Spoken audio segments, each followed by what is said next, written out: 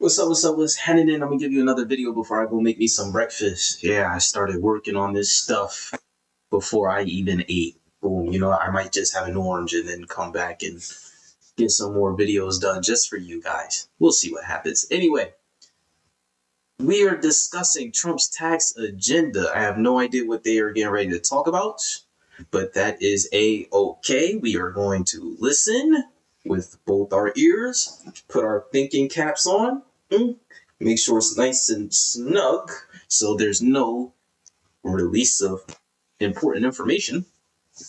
And we are going to zip our lips until needed. We're not going to throw away the key. We're just going to put it in our pocket. We're just going to put it in our pocket for later so we can and come back again. You see how you like I did that. Anyway, give me a like, comment, share, subscribe, add the Instagram at the.o.m.experience. Let me know how y'all feel in the description. If there's any questions later on that I may pose, certainly let me know how you feel about that in the comments below. Even give me a dislike. Let me know how you feel. They're anonymous, but they'll let me know if I'm doing something that you guys like or, again, dislike. And hit the notification bell so you know when I am up and running every single time. I'm very spontaneous right now. I have the time. My life may change. I'm getting some work down the road. I'm gonna be doing a lot of traveling, so we'll see. I might be doing more vlogs. I might be on the cell phone more. We don't know yet. Tomorrow isn't here, but as of right now, you can prepare today in this moment. You've been to the channel multiple times. Hit subscribe. You watch multiple videos. Hit subscribe. Do me that. Let's rock out.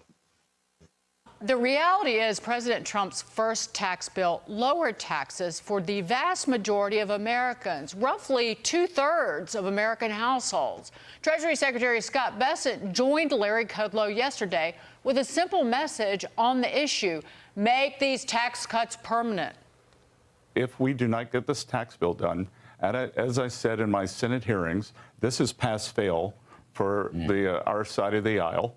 And we will have the largest tax hike in history, and that will be on the people on our side who do not try to move this forward.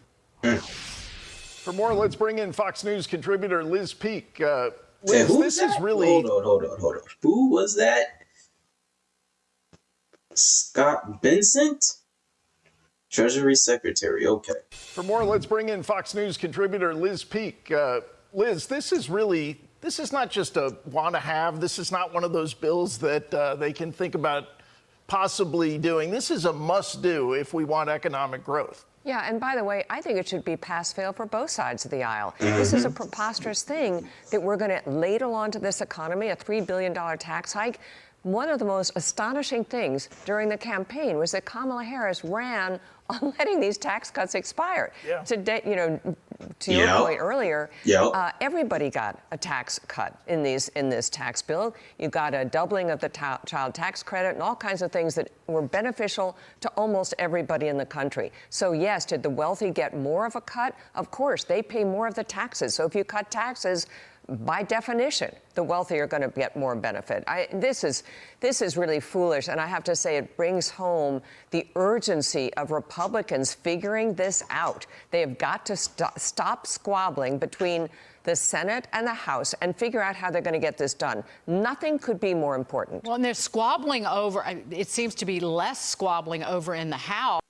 It's ridiculous that they're squabbling over taxes. I'm going to say this till the horse is turned into a pulp, and then when the pulp is turned into the earth itself. There is no reason why American citizens should be paying taxes in the world we live in today whatsoever. Now, it's one thing if people got poor financial habits and they're effing up their bag day in and day out. That's a whole nother conversation. What I'm saying is, even if you got poor financial habits, taxes should not even exist for us. As much as we provide to every other nation in the world. Now, I'm not going to say every nation, but to a good amount of nations in the world, how much they take from us, how much aid we've sent them. And then the only reason why they're squabbling over these taxes is because these same trickster politicians are sitting up there creating these offshore accounts, creating these shell companies. They're sending them to other governments who's giving them a kickback, We just heard in another video how Zelensky couldn't find $100 billion. Ooh, where did $100 billion go? How do you lose $100 billion? How? Okay, let me put it like this. I know a lot of people have never seen $25,000 in their hand at one time. But you mean to tell me you lost $100 billion? I wonder how you even got the $100 billion. Was it in cash? Was it in gold? Was it in bullions? How did you lose? And you mean to tell me you're squabbling? Nah, you want to keep driving this country into the dirt. You don't like America. You don't like America. Listen, I sit here and I know people have heard me say F America. They don't even hear the context behind it. When I say F America, I'm saying F the people screwing over America that are in the position to dictate what goes on in America. That's the America I'm putting the middle finger up to. I'm not putting the middle finger up to these lands. I'm not putting the middle finger up to these trees. I'm not putting the middle finger up to these insects and animals that roam the lands. No, I love America. I love the views we have. I even love the women. Oh, I love American women. But here's the issue. The fact that you're trying to sit here and determine, we can't get rid of taxes. We can't get rid of the IRS.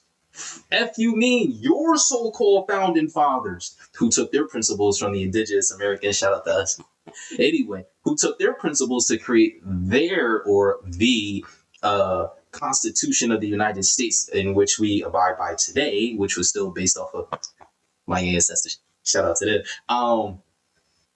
They went to war for what is today 9% taxes, 10% at best. When you do the adjustment throughout time, bro, y'all got me jacked up. Y'all got me jacked up. And the average working person today is practically paying 80+% taxes on everything. Everything.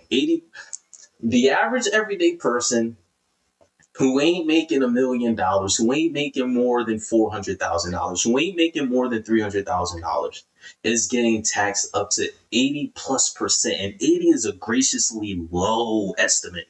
Graciously low estimate. You're getting taxed on your car. You're getting taxed on your house. You're getting taxed on your food. You're getting taxed on the money you work for. And then you got to pay taxes because you pay taxes.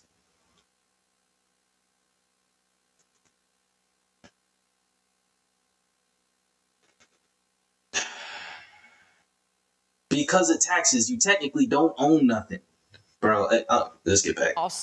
But after today, it seems like they're coming together. They spent hour upon hour at the White House, the House leadership, but they can't even get it together because you've got these jacklegs from these blue states who are Republicans, who are demanding, the state and local tax deduction go up excessively. And I say that living in a high tax state, but I digress. I'm just focused on Nancy Pelosi. She's gotten redone and made her debut because Chuck Schumer is stinking up the joint, and she thinks that there's like an N there somewhere.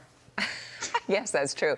I mean, I have to say, the Democrats are floundering on so many fronts, including lack of leadership. So it is not totally surprising to see Nancy Pelosi pop up again, to use your words. But seriously, don't they have someone better who carry the message forward? And by the way, it's a tired message. They constantly rail against tax cuts. Call me crazy, that just doesn't seem like a winning formula. Well, I'm also wondering, to Dagan's point, the danger of not prioritizing this. Obviously, you need this for growth. It's a terrible. Man, shout out APAC Tracker or Tracker APAC. I just subscribed to him not long ago. You get to see how many of those politricksters are getting funded by APAC, and that money is being siphoned from the American people to these other nations and these other faith practicing people who have a very long history of destroying nations for embezzlement, loaning, and interest. Like, oh man, oof. And then you just seen that little thing. I don't know if you've seen it, but supposedly USAID was funding Hamas. Yeah, it makes sense. It makes sense. USAID, the majority recipients from USAID were the United States politicians. They took majority of that money. And then you mean to tell me that they're funding Hamas? We know for a fact Benjamin Netanyahu loved the fact that Hamas existed. Why? Because then that was cause for him to go to war. His own party, Israel, doesn't even want Benjamin Netanyahu. They didn't even want the war themselves. Don't get me wrong. There are clips of Israelis being racist and all kinds of stuff. But that's just a whole lot of brainwashing. Majority of Netanyahu's cabinet didn't even want Netanyahu there. And now you got Trump doubling down saying we're going to protect Netanyahu from the ICC. Bro, this is, if you can't follow the money, you will forever be lost. Message. The whole premise of a lot of this market right now is the excitement, if you want to call it animal spirits, about Trump coming back in the White House. That all ends if you don't get this done. And if you get to the end of the year and we have to rely on New York area Republican congressmen who would probably be fine, and their donors would be fine with letting this whole thing die, given their ability then to deduct all their high state and local taxes. This has got to be done now. I mean, I don't think that's going to happen. Priority, I think right? there will be some accommodation on the SALT issue. My guess is there will be a doubling of it or a tripling of it or something like that that can be accommodated within the reconciliation package. And where will that, who knows where the offsetting revenues will come from? They're going to have to figure it out. So moving on to Iran, this is within 2 weeks, President Trump has put the hammer down on the world's #1 sponsor of terrorism, imposing sanctions on networks. All right. We ain't here for that. Yeah, propaganda, terrorism, all that good stuff. Anyway, let me know what you think down in the description below. Give me a like, comment, share, subscribe. Of course, hit the notification bell. Add the Instagram at bb.o.m.experience. Let me know what you think. Should we stop paying taxes? Should we keep paying taxes? It's all up to you. As the people, we clearly see we can put pressure on these politicians next, for sure. That's why they try to make example of those that ended up peacefully protesting and then being emotionally and mentally as well as spiritually manipulated to end up rioting and storming the Capitol on January 6, 2020. So let me know what you think. Ciao.